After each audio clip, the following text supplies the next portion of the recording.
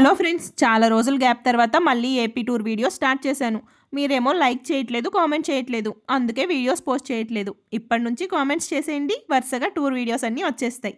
ఇప్పుడు మీరు చూస్తున్న ఈ టెంపుల్ ఏంటనేది మీకు ఆల్రెడీ అర్థమైపోయిందనే అనుకుంటున్నాను. అదేనండి, సాక్షాత్తు ఆ శ్రీరామచంద్రుడు కొలువై ఉన్న ప్లేస్ భద్రాచలం. భద్రాచలంలో రాములవారిని చూస్తే ఎంత ప్రశాంతంగా అనిపిస్తుందో, గోదావరిని చూస్తే కూడా అంతే ప్రశాంతంగా అనిపిస్తుంది. భద్రాచలం పాపికొండల జర్నీ లైఫ్లో ఎవరికైనా సరే మర్చిపోలేని ఒక మంచి అనుభూతి.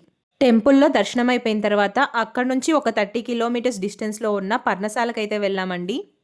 అలాగే సీతమ్మ వారి నారచీరలు ఉన్న ప్లేస్కి కూడా వెళ్ళాము. సో భద్రాచలంకి వచ్చిన వాళ్ళు మిస్ అవ్వకుండా ఈ ప్లేసెస్ అన్నీ కూడా విజిట్ చేయండి.